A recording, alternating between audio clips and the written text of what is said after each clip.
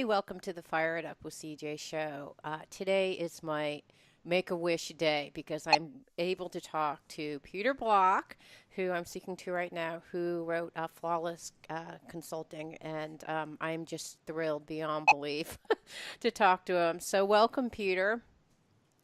Thank you. Thank you for having me and valuing these ideas. So don't look at that cover too much because it's photoshopped. What do you mean? I mean, my brother took the picture and made me look 14 years younger, but I like it. You look as handsome now as you do in this picture, honest and truly. I don't know Thank what you. you're talking about. Okay, Anyway, so thanks for being here. I want to talk about transformation that's happening within organizations and business, something that you've worked with for a long time. And what I loved about this book is that um, this is a book pretty much about consulting, but I think it's about life. And it's about how you work with people in solving problems and how the relationships are often more important than the actual consulting engagement at hand. Um, so I just love your approach. Thank you. So, I think what you said, the book is the point of the book is the relationships are the point. yeah. Content is overrated. If you were to say, based on all your 40 years of consulting, how long have you been consulting? I don't want to talk about it. Millions of years. 66, 64. What is that? 64 50, years. 50 some years. Yeah. 50 some years. What percentage of it do you think? I know this is just geeky, but what percentage of it is relationship and what percentage of it is that content at hand?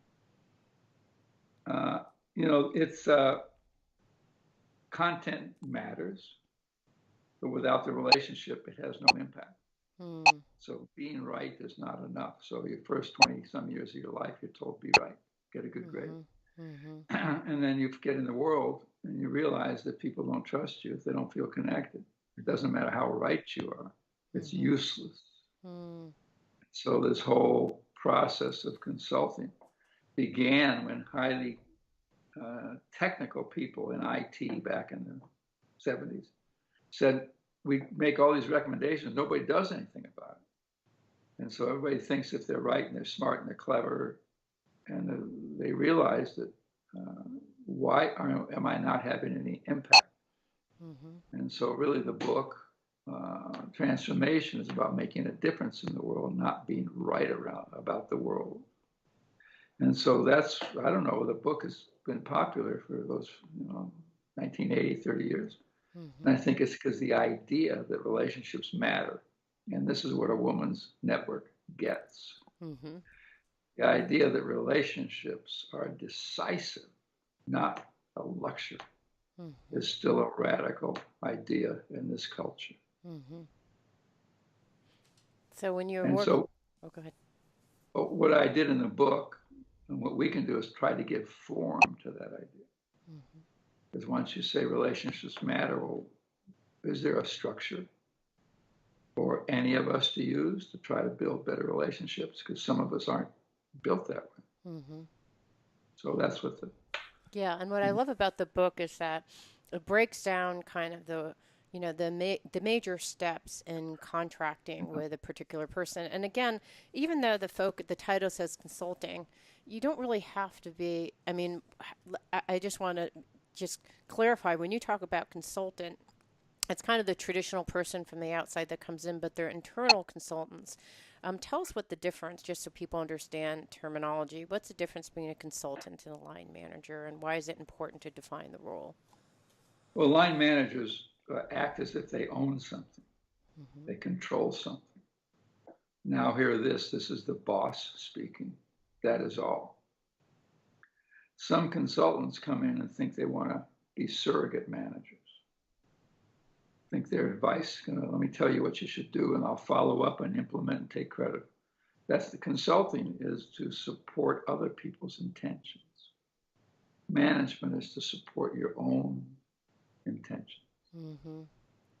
Now you can, smart managers are consultative managers. Smart sheet metal operators or consultative sheet metal operators because they got to be connected to the people they're there to serve. Mm. And Mm. this is the whole customer crisis in the world: is who are we here to serve? The institutional's needs or the people that's calling in? Mm. Who are you here to serve in this program? Your own intentions or the people that are listening to you? Mm. And so a consultative approach is a other-based way of being. It's a listening way of being. So I just called it flawless consulting because uh, that was the market I was aimed at. And Mm-hmm. once I wrote the book, I didn't have enough interest to call it flawless leadership. But it really is a leadership style, right? There's It really is authoritative about it. leadership, there's collaborative, servant Exactly. leadership. This is falls into that servant leadership Totally piece. servant leadership. I wrote other books about stewardship, about empowerment, about all that stuff, but this was the first. And so it is about, and it's about agency. How do you show up in a patriarchal world that only cares about control and decide that relationship matters, listening matters, Mm. dealing with underlying issues matters? And sometimes people say, well, what you're talking about is therapy. No, I'm talking about friendship. Mm. Friends are not distracted by the first thing the other person says. They know there's something else going on. Mm. And so, as a consultant, whatever people say to me, I just think that's their best version of what they think's going on. And I know it's not true, ever, ever. Because if it was true, people say, I got trouble with my people, I got trouble with my boss, I got trouble with the process, the marketplace going to hell, I don't like the blah, blah. Whatever they say isn't going to be useful, because if it was useful, they wouldn't keep saying it. Mm-hmm. They would have found, so really the transformation is a shifting of story. Mm.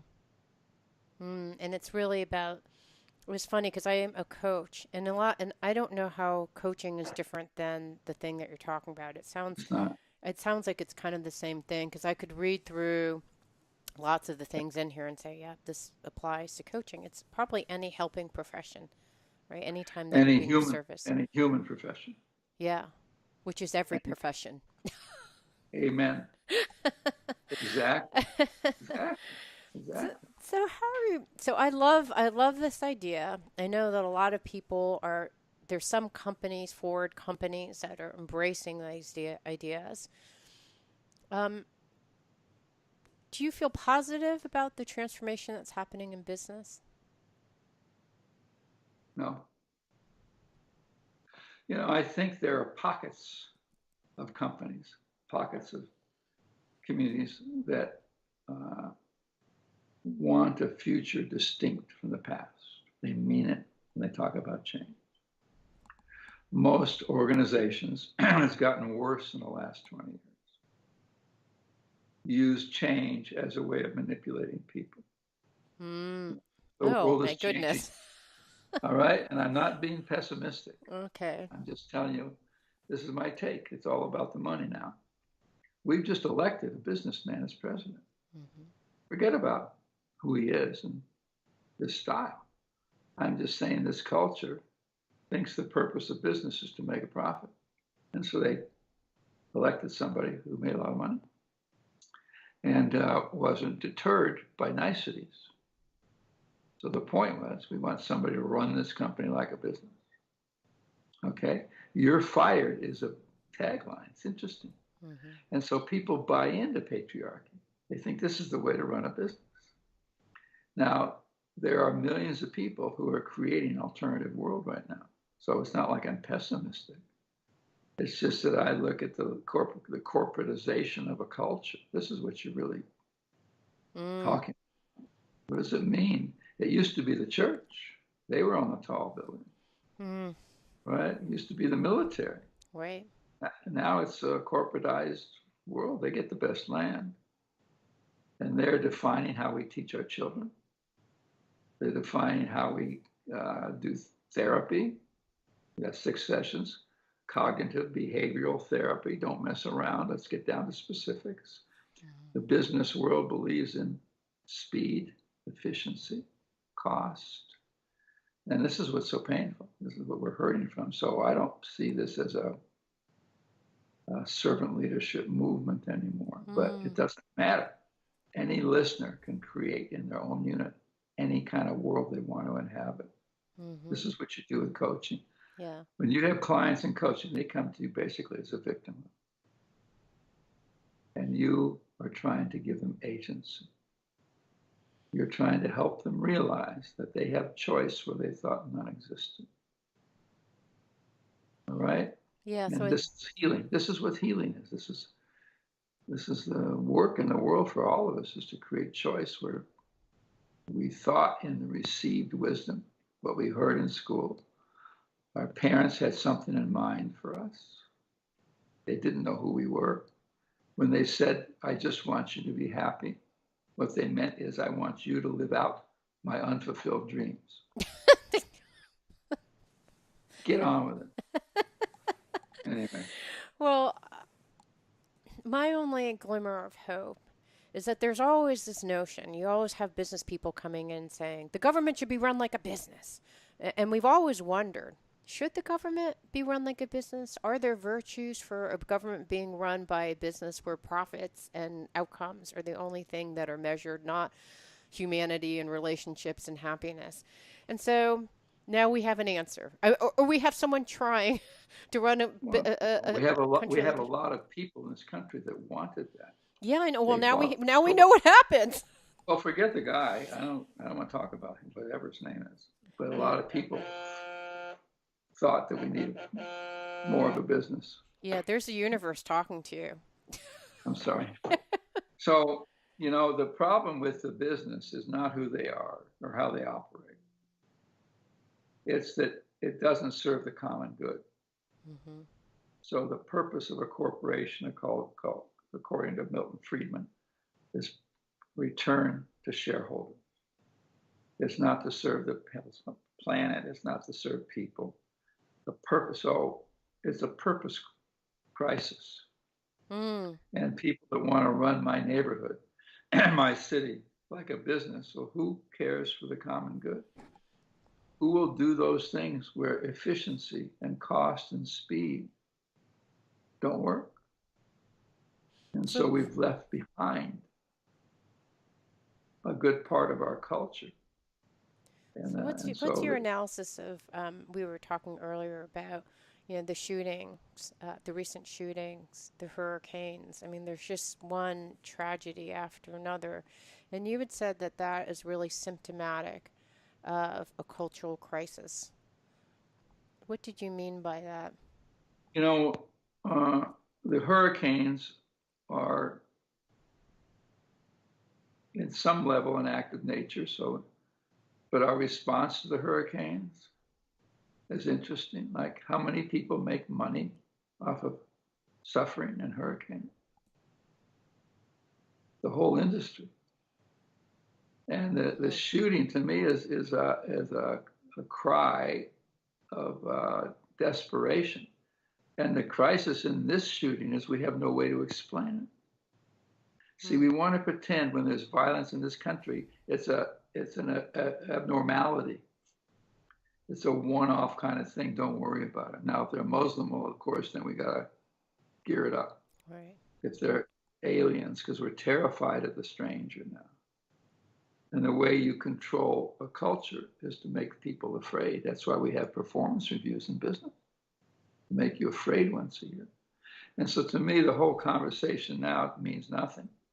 It will in a while when Las Vegas decides who it wants to be, because Las Vegas built its brand on whatever you do here doesn't matter. It stays in Wow. Las Vegas. Oh my God, I never even made that connection. All right. And so it was an outlier place with low cost housing, Hmm. highly commercialized. It was begun as a money play, casino, lottery, Hmm. money play, entertainment play. It had no identity because all of the buildings promised what wasn't true. New York, Paris, Mandalay Bay, all right, Luxor. So it said, here, now you're in Egypt. No, I'm not in Egypt. Yeah. And so to me, it blows up its identity. That's what's going to happen. And say, well, who are we now? Mm. And then who are we as a nation now? How do I live? How do I take some responsibility for both the unexplainable? All right. So if the fact that happened in Vegas is perfect, Right. because it is the most commercialized, corporatized.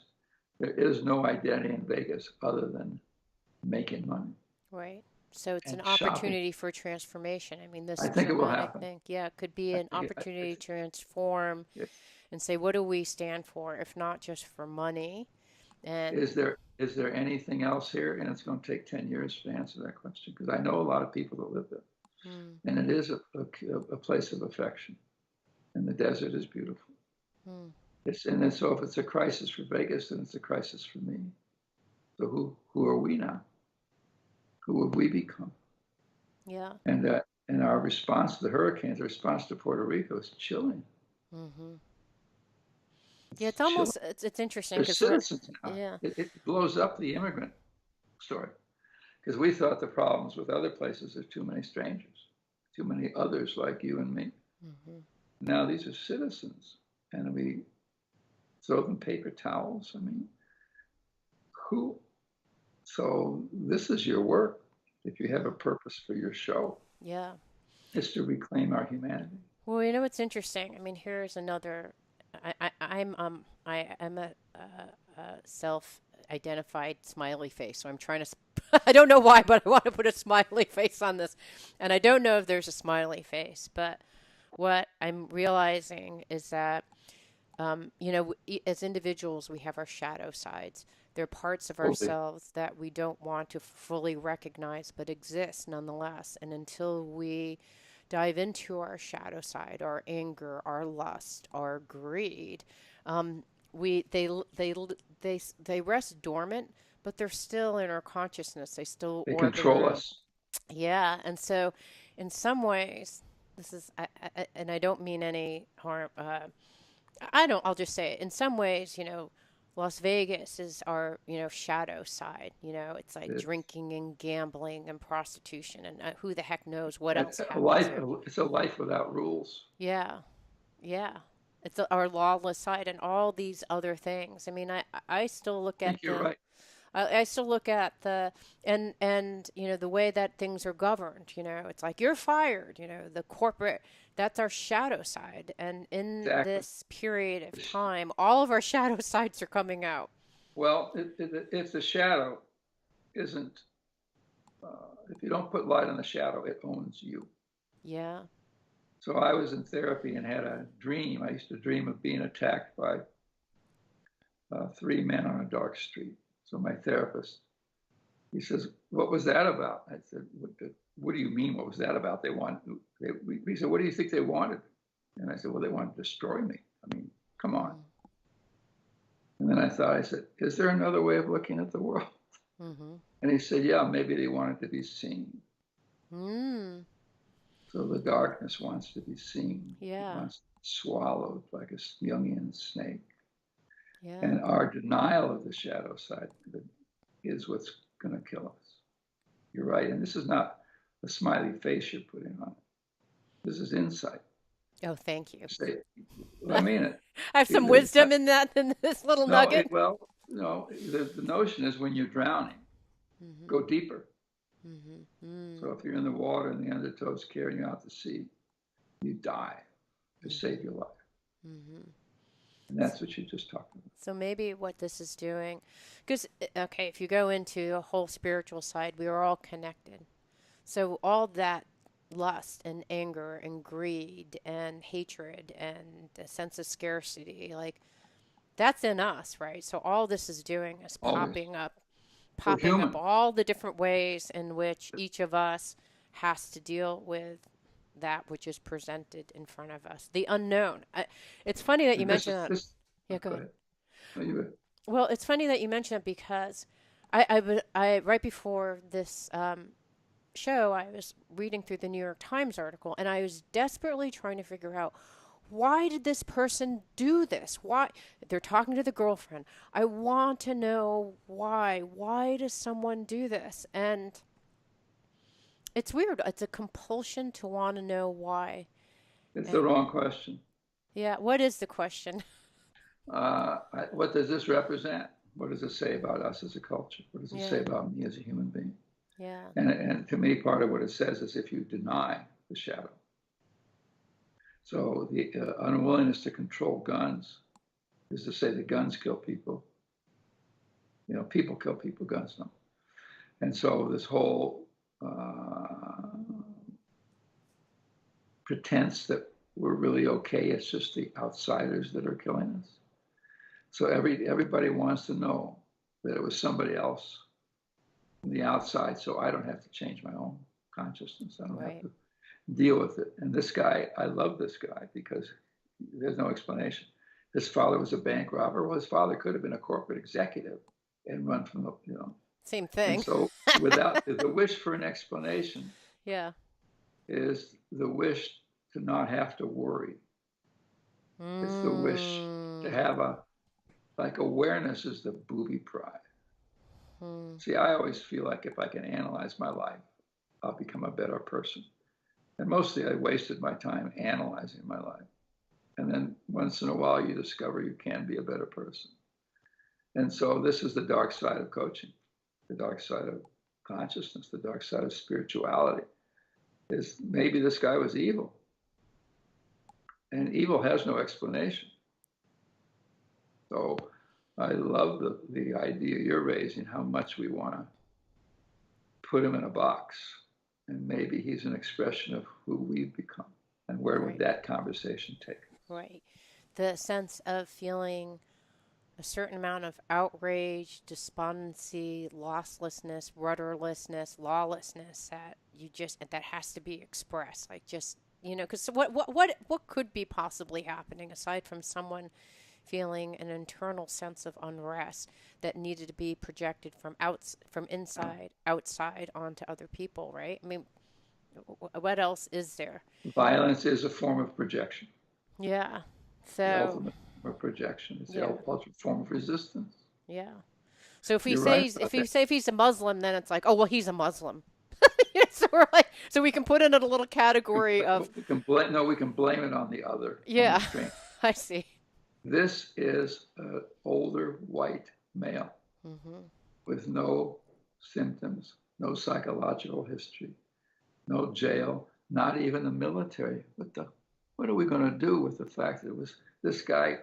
I mean, it's interesting to me they had military people on the show admiring his Yeah. attack, his tactics, cleverness, videos in the hall. I mean, this guy is so unexplainable that maybe this is God telling us you think you have some control over this world. You're a fool. Well, you know what I think now I'm realizing as diving deeper into this guy could be me, right? If I can't explain, if I can't make him an other, he's ex-military guy who has PTSD or someone from a different country that is out to get me or whatever. What kind of crazy kind of stories are out there that help us categorize it and deny it? Then I have to say this guy is me. He's one And of us. yeah, it's one of us is me, right? And it's terrifying because that means I could snap at any point, right? Well, it's not that you're not going to snap. It's just that I have to take some responsibility for the 59 people that were killed. Yeah. I Well, have I to mean, take some why couldn't I snap? responsibility. Maybe I'll snap. I mean, I don't snap. I don't think I'll snap, but do you know what I mean? I think that Well, you we have to take some responsibility for the yeah. violence that exists around us, for the suffering that exists around us, for the poverty that exists around us. You know, these are my children, people my age. You know, I'm at the end of the line. People say, "Oh, Hmm. my kids are fine." No, these are all our children. This is my neighborhood. So what's the This is a hotel responsibility? I've been. What's the responsibility that you take away and you say, "Okay, I'm responsible for this." If Well, it allows me to stay human, and it says, well, how do I deal with my co-creation or participation in a culture? that's organized around efficiency. To me, the corporate efficiency, cost, and speed is a legitimate form of violence. Hmm. A Wow. world based on profit, all right, is another form of violence. And there's so much suffering in the world. I am never angry with a corporate leader. Okay. That's not the point. It's not a leadership problem. It's just that this culture has been so absorbed and consumed by the corporatization of my being and everything that I say, well, if that's related somehow to the suffering around me, all I can do is commit myself again to reduce that suffering where I can touch it, where I can touch So it. if But I can yeah. touch is pathetic. It's pathetically small. I've sold a lot of books, and so what? 4 billion people in the world get off it. No. So this is why are you doing this show? Yeah. This show is your response to your participation in a world that has too much suffering in it. So you've sold 4 bajillion books, and you say I don't have a legacy, or who cares? It's I'm glad because it answered some of my fears. So I always thought I'd be broke all my life. So I'm not so broke. So thank you, God. And I feel that maybe in the end I had something to say. And so that's pretty. But what's my role in reducing suffering in the world? Come on. You don't think Small. that someone reads this Small. book and says, Yes, I think so. But I don't want to be prideful about that. I'm grateful about it. But the question of now what? Now what do you do? mm-hmm, And your commitment in the context of which I know you is to create as human and compassionate and powerful show you know how to create. thank you. Thank you. Really, whether you do it or not, I don't know. But all you, That's my goal. no, I know it's your goal. Thank you for noticing what I aspire to, whether I do it or not. No, Who you knows? should. But No, yeah, well, that's what I'm saying is you can't organize your life based on results or outcomes. yeah, The yeah. world's too complicated. So if corporate efficiency, profitability, exclusive focus on is the kind of root of the evil, is what you're saying. Is that what you said, or is that what I just heard and I would translated? not call it evil, but that's the consciousness within which we are living. Mm-hmm. So I don't blame the corporations. All of us want a cheaper deal. I know Right, how to put Walmart out of business. right, Don't show up. right. So we're creating Walmart. We're creating Exxon. Stop driving. So I don't blame them, but if that consciousness, then we need to find an alternative to that. Mm-hmm. So you ask yourself, well, what am I doing to play into that game, that story, and how can I create a different story? Exactly. And that's true about everything that upsets you. What's Mm-hmm. the nature of my participation in creating the world that bothers me? Mm-hmm. And for a woman's network, that's right on point Mm-hmm. because that's the source of power. Mm-hmm. I don't become powerful until I decide I'm a co-creator of this world. Mm-hmm. I don't become powerful. Mm-hmm. I can be interesting. I can be entertaining.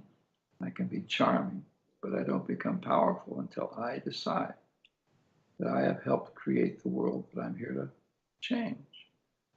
And that's why the news is so pathetic, is because all they want to do is whine. Mm-hmm. How did how did you even take on this stance? I mean, so you started off, I assume, as kind of a run of the mill consultant. how did you how did you end up becoming this consultant who I cares don't about know. people? Well, I started trying to save my own, I grew up, for whatever the reason, very lonely, very isolated. Mm-hmm. It's my nature, et cetera, et cetera. And I had my story about it that I made up, okay, because all these stories are constructed. And at some point, I decided I need to connect with the world. And so I worked in my 20s very hard at just connecting with the world. Mm. And I didn't even know I was doing that. And in my 20s, I discovered that I could connect to the world through running groups. I started with finance engineering. And then I started running groups, and somebody after a while said, "Would you give a talk?" I said, "Okay." And I gave a talk and talk and talk, and then somebody came up and says, "That was interesting. Would you like to write a book?" And I said, "No, I'm a talker." And then he offered me money to write a book. I said, "Okay." And so I wrote the book, and the book did well. And I thought, what's going on? I, I just wanted I thought the idea of having a book with my name on it would be a blessing. And I was a run-of-the-mill guy. I still am run-of-the-mill. It's still running and still a mill. And then I discovered I could write. And so 4 or 5 years later, I thought that was it, one and done. Somebody said, "I like that talk. Would you write another book on empowerment?" I said, and so there's nothing more terrifying than having a book do well and write another one. And that one, so I don't know, over a period of 20 some years, I discovered that I had a voice and I could write. What was terrifying about writing a book and sharing your voice? Well, the first one, I was embarrassed by what I had to say, Oh, wow. but it sold. What could you possibly? I can't imagine what in this This book is would my make you first be book. embarrassed. It's got boxes and lines. Oh, It's and so cartoons. specific. It's cartoons. There's Oh, no I content see. there. I was talking Oh, about I see. So, talking like about stuff like this, it's like, what's this doing in here? fuzzy. It was fuzzy stuff. It was about Oh, being authentic and naming resistance, things I'd gotten from therapy. It was Gestalt Therapy wrote that book. oh, wow. What do you want from me? Here's what I want from you. I can remember sitting for hours in chairs with Gestalt therapists in a group. What do you want? And I'd say, here's what I want. Now what do you want? Now what do you want? Now what do you want? And I thought, oh my God, is that the point? To figure out Wow. what you want from each other? Is that how we get connected? Yeah. So the book came out of therapy. And then every time I'd work on something having to do with my own, I don't know, I found language to give voice to these ideas that seemed to be useful. So I decided after a long time, maybe that's the point So for this me. actually marks your personal transformation then. These books follow your own personal That's all they transformation. are. It's all they are. And I have the nerve to go public. That's what I give myself credit Yeah, the courage for. to go That's public. all they are. There's things about freedom, about empowerment, about giving up, about surrender. I'm not great at that. So I wrote a book about it. Did you get better on it after you wrote the book? No, but at least you can move on. No, nothing works. It's an existentialist. I ran into a philosopher, and when I found somebody that said something that made me just stop, then I pursued them. Where do you live? Can I come see you? Mm, And all these books are people I went and saw wow. because I needed that. I had enough aggressiveness and intentionality, irritation. A lot of the work is how do you channel the rage Mm, you feel. See this mm, shooter in Vegas. mm, He didn't know what to do with his rage. He couldn't mm, hold it. It was too large for his body to hold. And so part of what you're helping women do, and it used to be if women had a voice, we called them mad. mm-hmm, We blamed you for it. mm-hmm, You had feelings. And then when women found a way to channel that anger. And the rage has to be there because of the suffering in the world. It's not because nobody did anything to you. mm.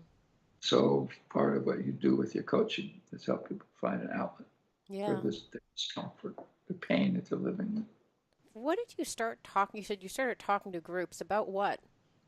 What were you Team, talking? team building. I don't know. I had a little consulting company, You don't and know? people said, "What are you doing?" And we were doing groups, and somebody in Philadelphia asked me and Tony, my partner, to give a talk. It scared the hell out of me. I was terrified of groups, and God, I had a 20-page paper I wrote for a 10-minute talk. I was so anxious. Oh, wow. Luckily, I ignored the paper. And then you finally figured it out. And it scared me because I thought I had to be good at it. And I wasn't. I'm not outgoing. I'm not dynamic. This is as live as I get. All right. Oh, so I'm And getting you in a lively moment. you got lucky. And Psych. then I woke up once more in where was it? Dallas. I had to give a talk at 11. It scared the hell out of me. I'm getting out of town. I can't do it. And then I went to the room. I said, I can't. And finally, I went in and I said, I'm just never going to be dynamic. I'm never going to. So I said, and I got up and I said, and I just was who I was. Mm. And I learned how to be in that situation without losing myself or being Mm. too anxious about all the things I'm not, which is dynamic and interesting. And I have no data. It's not a point of data. 9 books and not one study. No, there's some data in here. Somebody else put that in there. I take no responsibility. I love it. It's funny. And it's the way your own personal issues. Yeah. You integrate them with the work that you do in the I world. love it. That's such a great insight for me because I've been doing individual coaching because I have kids and I've been focusing mostly on being a mom, but then also I love working with people, so I've been doing one-on-one coaching and I've been branching out to group coaching and last 2 weeks ago I did and I just dropped my eldest son to college and I'm feeling a mix of melancholy, aloneness, manic highs and Absolutely. lows. Like I'm just feeling like manic, right? But mostly low. Like I don't, I'm not, I wouldn't call myself clinically depressed, but my energy, which is usually like out of control high, You're is exhausted all the time. yeah, I'm just was really low, and I had to do like if my band is like this, my band is like like So that's go. the way I live. I live like this. Oh, Well, I joined you in the space, so I was doing a group coaching with these attorneys who are they live in this space. well, You don't want an attorney like this unless they're a litigator. You want them like this. And so it was perfect. I just went and was my authentic self, which was low energy, less. I think I would have scared the crap out of them if I came in with my normal self, which would be is terrifying to anyone because I have so much boundless energy. But I came in and I was like, you know what? I just can't give you anything but this. And I know you're asking me to do group coaching, and I just followed this small band, and it was fine. It was where I was. you're grieving, Yeah, I am grieving. not depression. No, It's well, grief. You're even close to this son. yeah, We, both. I know. And I think for some women, that the relationships with those sons are the best relationship with a man you'll ever have. Now he's leaving. How could he do that? Luckily, I am very close to my husband, so it's I okay. know, I But know, I still, know. it's just there's a the beautiful thing about having kids is that you don't realize how much love you're capable of until you have a Totally. kid. And then you think, wow, I didn't even realize that I was capable of having that much love and Another devotion human. to I, I loved it. I feel the same way. anything or Having anyone. kids was number one, and next, everything else in my life skips in at number 10. Yeah. It Yeah. really, you'd realize. And the other thing, my kids are grown now. So my first batch they're in their 50s now. What? And I, Your first yeah, batch of kids are in their 50s? yeah, That means you exactly. could be my grandfather. I know. I am your grandfather. And I, uh, you just worry so much about them. Yeah. And I wish I'd worked harder at just knowing who they were instead of worrying so much about Mm. them. And that's the beauty of your son leaving home is now you have a chance to find out who he is on his own. Yeah. And that's and it's very hard to do. I'm Yeah. still working on it 50 years into it. Who is this girl? Because you're so bound up Yeah. And your with the stories. memory, all the stories and who they are and who they aren't, and you work so hard and little assholes and all that kind Okay, I want to talk about your surrendering process. of stuff. Yeah, good luck. That'll be short. Okay. What were you trying to surrender into? And Into what have you learned over the process of trying to surrender? well, I think to love somebody is Mm-hmm. to accept them for who they are, Mm-hmm. and that's so hard, so hard, and also just the fact that I'm getting older, and uh, I need to make sense of that, Mm-hmm. and the fact that I'm exhausted in a way, like you are. Not that I'm tired. Sleep won't help. Sleep's not going to help you get this going again. Mm-hmm. It's just something shifting in you Mm-hmm. about how you're going to want to construct your life from here on. So the demand has been lifted from you. Mm-hmm. This construction of mother and hardworking mother and coach because I want to be with adults and wife and all this kind of stuff. And at some point, can't I just experience the world Mm-hmm. instead of trying to change it? Mm-hmm. So you're Especially in reaching, a you're life. surrendering, you're like surrendering, Well, wanting to change things and just yeah. accepting the world as it is. So like you're No, talking about your children. well, but the kids are long gone. Yeah, no, I There's know. two more in their 20s, but it's just that I think I become more useful to the world when I can see it and kind of show up and stop trying to fix it so much. Like Mm. one of the parts of the work now is to tell people don't be helpful. Stop being helpful. You're at your best as a coach when you just experience this person and you see their humanity and they see you just witnessing them. And they'll say, what should I do? And you say, at this moment, I have no idea. Mm. That's intimacy. Mm-hmm. That's closeness. Mm-hmm. That's that's what I mean by surrender. The world is. I never accept it as it is. I'm not an Eastern soul. I'm a Jew. Mm-hmm. Okay, so I go to yoga every single day Mm-hmm. because I need some respite. Okay, and I go to beginners yoga for 5 years. I'm beginners yoga, and I like it. Now, my wife likes more intensive stuff. Right. She likes chaturanga. She likes to go up and down. Right. She likes to stand on one hand, Right. half moon, all this kind of stuff. I Yeah. just go lean against the wall when they do stuff. I'm sure you do some kind of yoga. I Okay, do. I know. I do. But at least it gives me a time on the mat just to kind of stop, to stop for a second. And so I think that's what surrender is to me, not giving in. Mm. It's just to say, here's the world. Here we are. Can I just bear witness to the world? To me is surrender. Can I find out in a relationship? Marriage is not easy. Mm-hmm. And I know it's great. It's not easy. Is it possible to be with somebody, just figure out who is this person Mm-hmm. and not be helpful? Suggestions.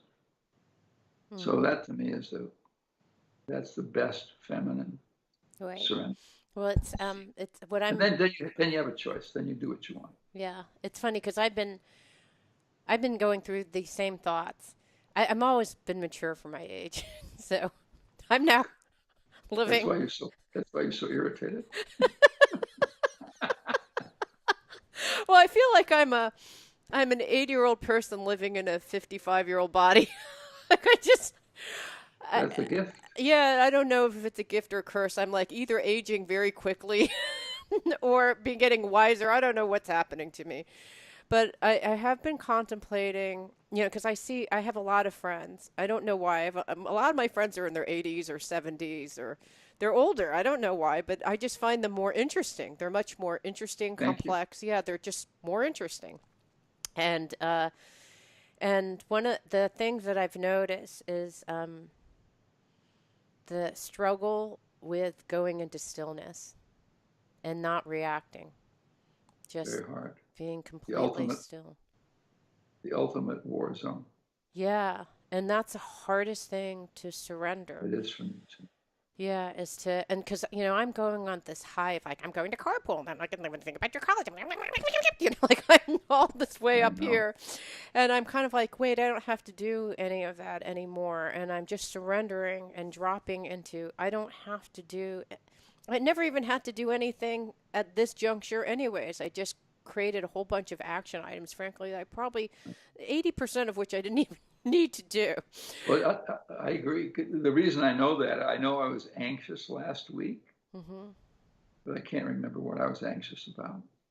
Yeah. So what did it mean? I know. I think it's a shift into a deeper purpose. See, I think you're doing. What does this show mean to you? Because I book these interviews like probably 6 months in advance, so I don't really know what my life is going to be holding at that juncture. I just book the guest and they show up and it's exactly the right message that I need. So it's almost like a dance with the universe where I say, what is it that I need? And because I'm human and I approach these things in, I think, a generalized fashion, I think everyone needs these things. So when I go through my own personal transformation, everyone gets something. Whether they think that woman's ridiculous and I hate all her insights, which then gives them an insight of what they don't like. It doesn't. They don't have to agree It with. No doesn't one has to matter what agree they with think. me. No, I mean whether people agree with this book or not is really Doesn't matter. irrelevant. I mean it's it's your voice. It's what you believe. You're putting it out there. You want other people to gain some insights in it. You perhaps people will live differently as a result of this book. They'll interact with other people differently. It's the same reason why I do the show, and it's a creative outlet. Um, and That's what the one of the great. things I was asking out your writing is because I've been writing lately, and I don't even really know why, but it's kind of even though someone was asking you to write, I just hear like my own internal wisdom is saying you need to write, and I've just been writing, and it is about my own personal journey going through this whole empty nesting thing because I think a lot of women go through this without a clear understanding, a Well, conscious understanding of what's happening, and so I'm just writing as I'm navigating through the paths and trials and tribulations is this rite of passage into a new juncture in my life. Which is what I'm hearing you say, right? You're going through a new, every 7 or 8 years, yeah, a new I rite of passage. Like you're going through a new. What would you say your rite of passage is that you're going into? well, uh,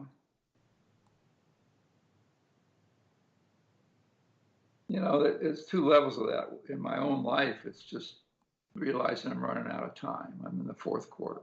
Mm, So what do I want to do with it? I don't care that I'm in the fourth quarter. I feel I'm playing with house money basically, and so I don't. But you got to do something. So that's part of it. And then there's certain ideas. I like ideas. Every book was a 5, 6, 7 year period where I get really drawn by a set of ideas. mm, And like what I hear you saying, this is not about your transformation. This is about our transformation taking place in you. mm, And so we're so individualistic. It's not about you. If it was just about your transformation, it would be boring. But it's something that we're going through, that you have the capacity and the energy and the will to give voice to on a public stage. mm, And that's a beautiful thing. That's real courage, is to go public with it. And then I have people call me up and or hate what I do. I don't feel rewarded by that. I feel scared by that. mm. But at least I went public. Yeah. And now in Cincinnati, I'm out there. I'm doing stuff. People get. And so my transformation is to learn to keep my mouth shut half the time. So I'm on the neighborhood council, and so I have to sit there and listen to people say the dumbest things in the world. Sorry, I was a and neighborhood but president. then I was a neighborhood president, and I was always shocked the kinds of things that were uttered from I people's know, mouths. I know, and so I just say, Peter, you don't have to say anything. You don't have to say. You have an opinion, but you don't have to render it. So that's great for me. It's good for me. Patience. Just be quiet, take it in, and learn how to love your enemy. Learn how to support these people and not get polarized. This is what's so frightening about this country. That's why this guy couldn't hold his anger or his projections. He had to kill. And so that's the, I heard a great quote by Sadat, who made a deal with Begin. And they were angry at him for making an agreement with his enemies. And he says, who do you want me to make peace with? My friends. So my transformation is try to make peace and still be engaged. I have time enough to withdraw. But every day I have the same question. I look at the list of things to do. What am I doing? So it's hard. I need to feel useful. So do you. I think everyone needs to feel. I do too. That's the crisis is the futility. Yeah, I think it's just asking each time, what can bring meaning to me and be meaningful to others? And I think the thing that you mentioned is that even if you're doing it and it's for you, it's also for others, because we're in the shared humanity. So that's the community. That's why the notion of community is so compelling. Yeah. Because we're such an individualistic culture. I just feel like I want to talk to you every month. The deal. Okay, I will talk to you every month.